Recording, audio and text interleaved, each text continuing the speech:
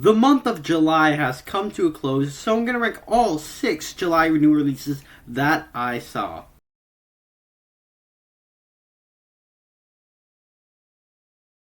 Hi, my name is Nathan, and I talk about a bunch of movies on this channel. If you're new here, down below in the comment section, share your ranking of the July new releases that you saw.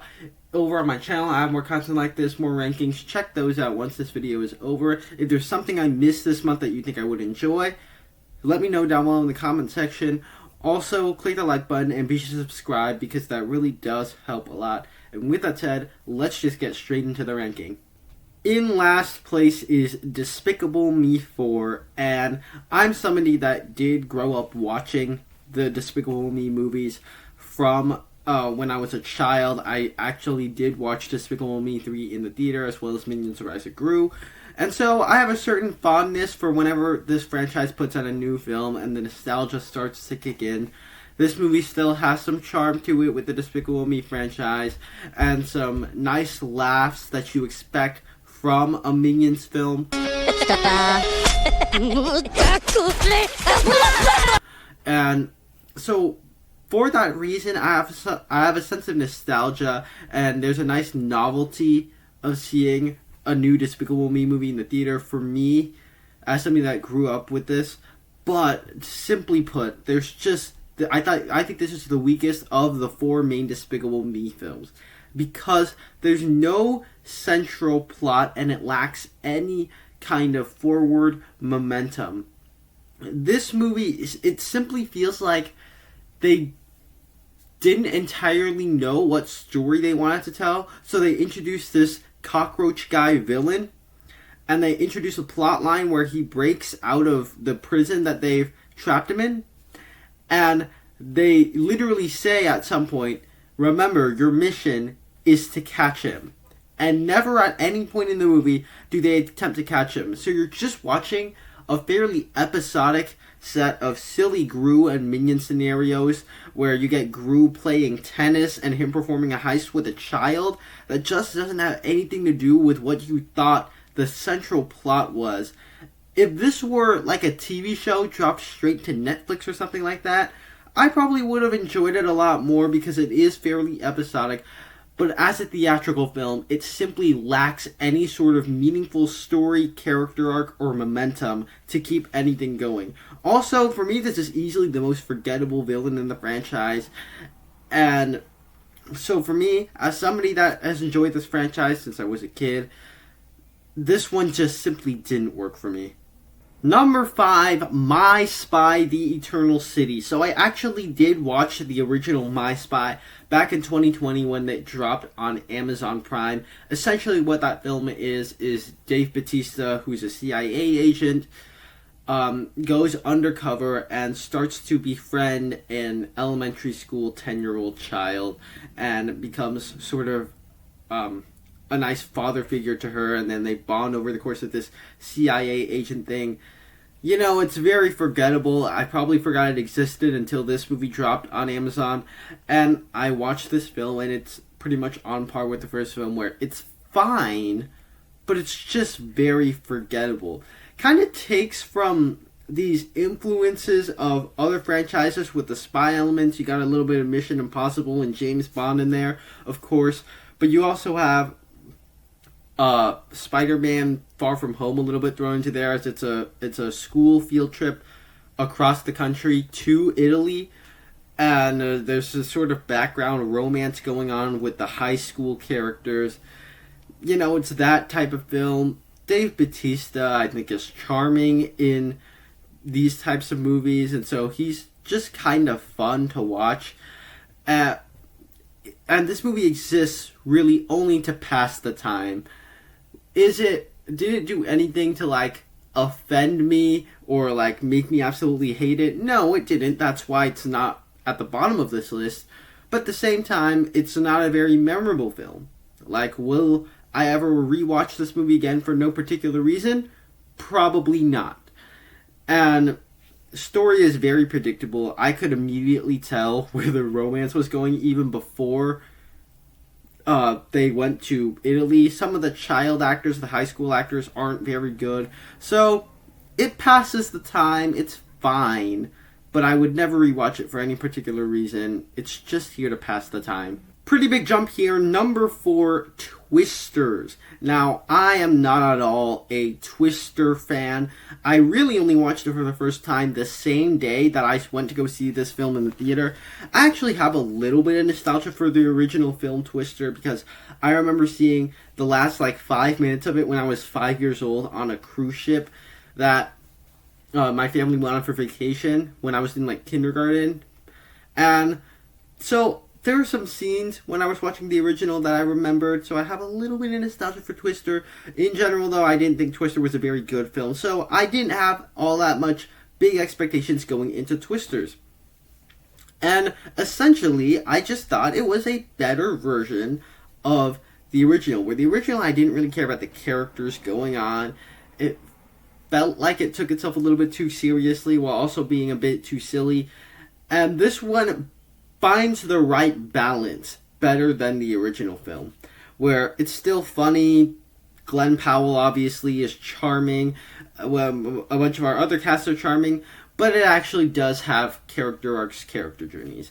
It has a great cold open. I like the cold open in this movie more than I like the actual movie, but the actual movie's it's pretty good too. The charming cast, you could tell they're having a lot of fun, so me as an audience member is having a lot of fun with them. I would say it's a lot more dumb fun than the original, but also not to the point where it makes the character journeys, where it undermines the character journeys. And so I thought it just found the right balance. It's still very formulaic. I've seen this type of movie before, and it didn't have any sort of lasting impact. I watched this movie the Friday night that it released, and right now at this moment, I can't particularly remember any single plot detail or any specifics of the plot, but in general, it's a better version of what I wanted the original to be. It was fun. That's all it needed to be. In third place, Beverly Hills Cop Axel F. And this one surprised me quite a bit, I will admit. The original Beverly Hills Cop is obviously a classic that we all know and love. And so when Netflix announced that they were doing a 4th film in the franchise, I kind of got a little bit nervous. Actually, before watching this movie, I hadn't even seen a trailer because I was just rolling my eyes at that. Checked it out, and I found it to be a surprisingly solid addition to the Beverly Hills Cop franchise. Where, of course, it's not as good or hits as hard as the original Beverly Hills Cop, but it hits all the right notes and things that you want in a Beverly Hills Cop film, that it just is there to put a grin on your face. Where Eddie Murphy, even as a 60-year-old, he's still charming as Axel Foley. There's a storyline going on about fathers and daughters. It might feel a little bit formulaic because we've seen this type of film before, but add that with a bit of Beverly Hills Cop, and it makes for a charming version of that father-offspring formula that this movie is going for. Now, I will say, sometimes the characters are a bit too likable, especially his daughter and the relationship he has with his daughter. And I get that's a part of their arc, but it makes them a little bit too insufferable when they're around with each other. Likewise, the story didn't particularly feel like the main focus with the villain and the whole terrorist plot. It's just there to call back to the original, put a grin on your face. And like Twisters, it's not too memorable. Will I remember this movie 2 weeks from now? Maybe, maybe not. I wouldn't rewatch this one over the original. But it put a grin on my face, and it's surprisingly good for a Netflix original Beverly Hills Cop sequel. Our runner-up is Deadpool and Wolverine, the biggest movie event of the entire year, where every superhero Marvel movie fan has been hyping this movie up ever since they announced Hugh Jackman would be coming back as Wolverine in the MCU back 2 years ago. I can't believe that was 2 years ago.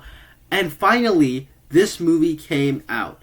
And the movie itself was a lot of fun, especially in a theater with a packed audience. It provides everything that you love about the first 2 Deadpool films. Everything you want from a Deadpool movie, you get in this film. where you get his sense of humor, obviously. As the title would suggest, our two leads are Deadpool and Wolverine, and those two have such a fun dynamic throughout the movie that it's hard for it not to put a grin on your face. And and even being made by Disney, it feels like it has not skipped a single beat on the humor. It has all the fun, cool action and graphic violence of a Deadpool movie that's made by Disney, surprisingly.